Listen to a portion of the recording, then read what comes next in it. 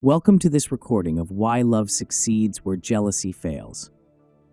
This enlightening discourse was originally delivered by Paramahansa Yogananda at the First Self-Realization Fellowship Temple in Encinitas, California on April 10, 1938.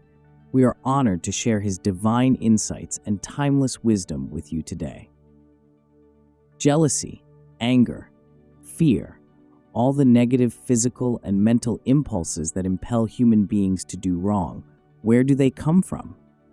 Many say these are of psychological origin, but I say they come from the evil force.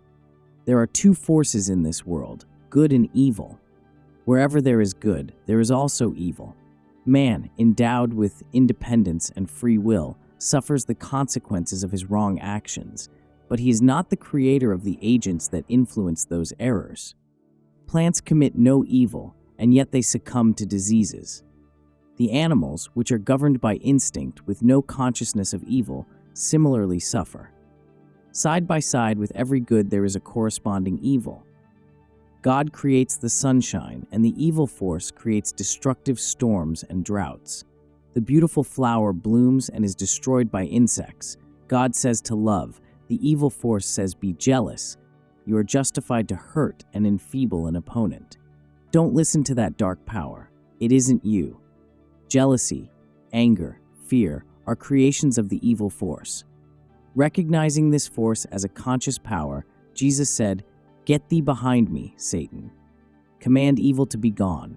Anytime the voice of jealousy, fear, or anger speaks, remember that it is not your voice and command that it be gone. But you will not be able to expel that evil, no matter how you try, so long as you give that negative feeling a safe harbor in your mind. Eradicate jealousy, fear, and anger from within, so that every time an evil impulse tells you to hate and to hurt, another stronger voice within tells you to love and to forgive. Listen to that voice. Just imagine, if we could take away from the world selfishness, jealousy, and anger, there would be no wars. But these destructive perpetrators are tenacious and constantly fight with goodness for supremacy. God speaks of peace, and the evil force urges restlessness and discord. God is trying to coax you into actions of love. The evil force is trying to lure you to fight. You are a free agent. You can choose as you please. Whenever you are jealous, you are in collusion with the cosmic delusion of Satan. Whenever you are angry, Satan is guiding you. The voice of fear is his evil voice. But whenever you are filled with love and forgiveness, God is with you. Help him to work through you. He cannot do so unless you help him. The followers of Satan have but one reward, misery. The followers of God have blissful peace. He finds peace who knows me as the infinite Lord of creation and as the good friend of all creatures. Heed the voice of love within. Live love. Practice it within and without. Wherever you go, give love and understanding. Become like a flower whose fragrance overpowers the noxious vapors of jealousy, fear, and anger. Spread the fragrance of divine love and friendship to all with whom you come in contact. Those who refine their spiritual sensitiveness will feel the awakening of universal Christ consciousness in their expanding love. Cultivate it by first practicing godliness with the people around you. Always think of others before yourself. Be a selfless friend to all, to your spouse, your children, your close associates, everyone you meet. The nature of true friendship. Requisite to friendship is the acceptance of each one's individuality. Two souls, different in character, pulling together the chariot of life to a common goal. Truth must be the standard upon which a relationship is based. And no matter what one says, even if it must be to discipline or dissent, it should be said with love, never with harshness or meanness. The duty of friends is to continuously help each other to develop themselves. When souls seek progress together in God, then divine friendship flowers. If the qualities of the heart are spiritualized and perfected with sincere friends, and that circle of love is expanded until it is all-inclusive, then one finds the friend of all friends, the divine friend, behind all relationships. Whereas the love of God unites, the negative impulses of the evil force divide and destroy. Great havoc is wrought by jealousy and its cohorts of fear, anger, and hatred. Human relationships are devastated, homes are broken up, lives are destroyed. Jealousy foreshadows the end of happiness, first in the one who harbors it, and then in others who are objects of its vengeance, even innocent bystanders, such as the children of broken homes. Jealousy exists everywhere. It is an ever-present danger to all human relationships. I have so many times seen it at work in this world. Everybody wants the good position, but few want to make the effort to merit it or to assume the inherent responsibility. The divisive nature of jealousy transforms a heaven of harmony into a Hades of discord. One jealous person can generate so much trouble. When possible, try to avoid giving anyone cause for jealousy. Go out of your way, if necessary, to create understanding. Jealousy comes from an inferiority complex and expresses itself through suspicion and fear. It signifies that a person is afraid he cannot hold his own in his relationships with others, be they conjugal, filial, social. If you feel you have cause to be jealous of someone, for example, if you are afraid that the one you love is transferring his or her attention to another, first, strive to understand if there is something lacking within yourself. Improve yourself. Develop yourself. The only way to hold on to the affection or respect of another is to apply the law of love and to merit that recognition by self-improvement. Love and its counterparts can never be acquired or preserved by demands or begging or bribes. I have observed how some people behave around those who are wealthy or influential. I once said to a prince in India, "Do you think these people who court your favor really love you?" He replied, "Yes, but I had seen them in a different light," and I cautioned him, "Stop giving them money and gifts, and you will find that they are not sincere. They mock you with their flattery." The remedy: freedom from jealousy. True love cannot be bought. To receive love, one must give it freely, without any condition. But instead of following this rule, the insecure person resorts to jealousy. This makes the loved one angry, and thus defeats its very purpose. Jealousy then responds to the anger with a desire to strike back. But anytime one wants thus to harm another, he ultimately hurts himself even more. Evil acts have their source in evil thoughts. These caustic mental parasites eat away the very fiber of one's being.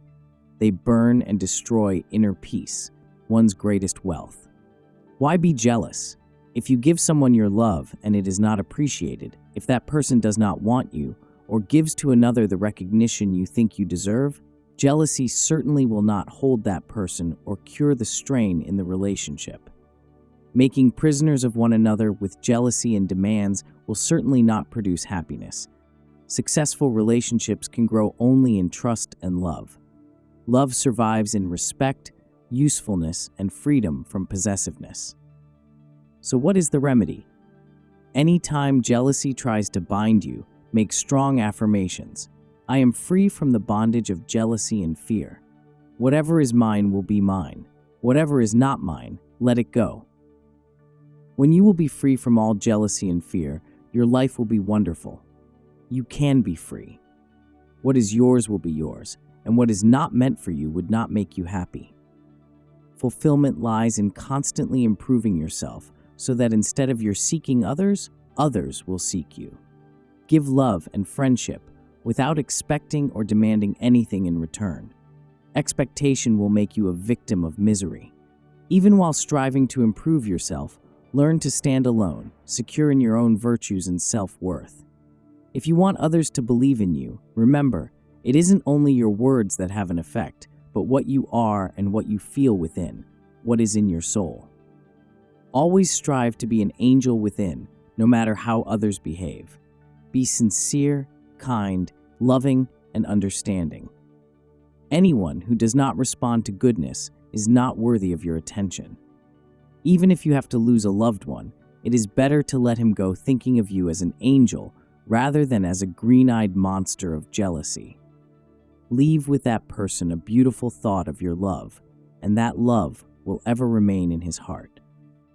Choose words wisely and use the power of thought. Never speak harshly under the fire of jealousy. The mouth can be like a cannon and speech more damaging than any exploding shell. Be discriminate in your use of words. People do not like to be told their faults. If guidance or constructive criticism isn't welcome, withhold your words. Otherwise, the more you say, the worse you may make the situation. Thoughts can sometimes be more effective than words. The human mind is the most powerful broadcasting machine there is.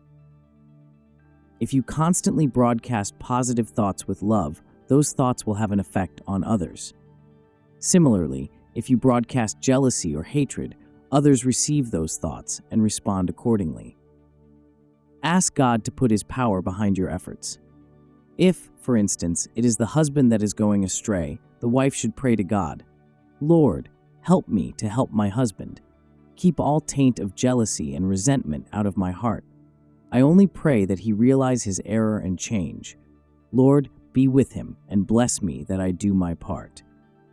If your communion with God is deep, you will see that person change. The more errant a person is, the greater kindness you should give. Instead of succumbing to jealousy and fear of losing a loved one, strive for right attitude and behavior. Keep yourself physically attractive and be strong mentally and spiritually. Never forget that God is the answer to all the questions life places before your soul. God is love, and love is the panacea for human suffering. There is nothing greater than love, God's quality of attraction and unity that is manifested in the soul of every being. This love, when expressed under all circumstances, in family, social, and national life, expands to embrace the whole world. Such universal love is the pure love of God. When you have achieved that love, then and then alone are you a citizen of the kingdom of God.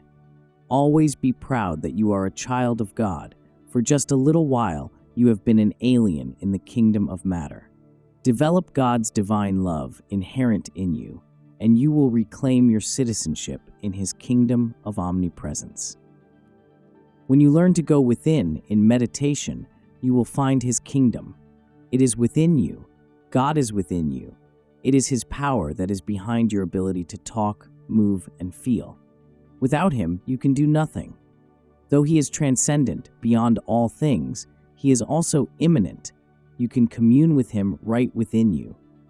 If you remove the dust of restlessness from the mirror of inner silence, you will see Him reflected there. Never miss your daily engagement with God in meditation. Those who are wise make it their business to contact Him. If you are sincere, you shall know God in this life, and to know Him is to be free. You know in your heart that you are not happy with the present state of your life. There is only one direct route to happiness, and that is to contact God. Naught shelters thee, who wilt not shelter me. God is the one who will never forsake you. The way to find Him is to follow someone who knows Him. Attune yourself with the great ones who commune with Him. Only they can show you God. I searched for many, many years in India, where they specialize in the science of God realization, until at last I found my guru, Swami Sri Yukteswar, who had attained the contact of God. The law of cause and effect governs all human beings. Just by the act of coming here to these services, see how much you change. Study the lessons, and you will find the answers you are seeking. That new understanding will change your whole life. Those who are not yet on the path, but who want to know more, should apply for these instructions and learn to meditate. Then, meditate regularly. Have the determination and perseverance to follow the path of self-realization absolutely and completely. You will find emancipation, and the influence of your life will show others the way to emancipate themselves. Every day, do something to help another person materially, mentally, and spiritually, and try to awaken some soul to follow the path to God. Every one of you who comes here should resolve never to miss your daily meditation. You could be taken away from this earth at any minute. Use the time you have to make the effort to know God, who is the only one who will be with you forever. As many as received Him To them gave he power to become the sons of God. The sun shines equally on a piece of charcoal and a diamond placed side by side in the sunlight, but the diamond reflects the light while the charcoal does not. Those who have become spiritual diamonds reflect the sunlight of God's consciousness. They become sons of God. The great masters are the diamond mentalities after whom we should pattern our lives. To follow them is to find quick and direct exit to divine liberation. Most of you here today were born Americans. You do not know what you were before this incarnation or what nationality you may be in the next life, but you have always been and always will be the child of God. The time has come to merge our differences and unite in God. Break the ramparts of his silence. He remains hidden because he knows most people don't want him. But if you make up your mind to contact him, he will respond. If you are determined to find him, you will know him. No one can give him to you, just as no one else can eat your food for you. You must make the effort. Jesus said, "The harvest truly is plenteous, but the laborers are few." Prayer and meditation. In the early morning and before going to bed at night, talk to God again and again in the language of your heart. Reveal thyself. Reveal thyself. Why do you hide from me?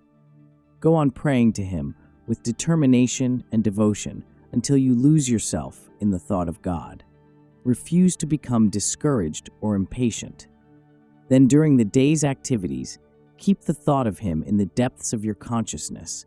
You know how sometimes, no matter what you are doing, there is one thought revolving in your mind like a dynamo, its power generating the desired result. That is the way you should ceaselessly think of God.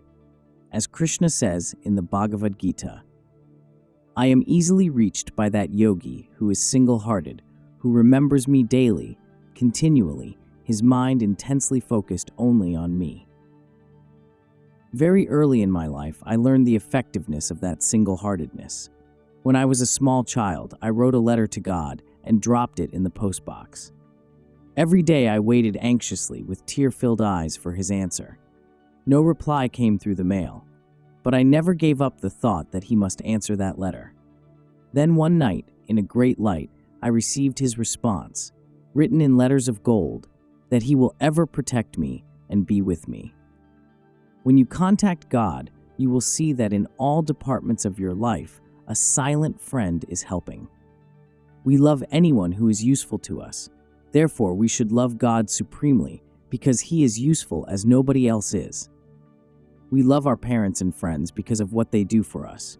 But no one can be as useful to us as God, for he can resurrect our souls and free us from all human bondage. As we conclude this discourse on why love succeeds where jealousy fails, let us embrace Paramahansa Yogananda's timeless wisdom. Remember, by overcoming jealousy and embracing selfless love, we can find true happiness and unity with others and ultimately with God. Carry this message with you, and may the power of love guide your heart and actions every day. Peace. Amen.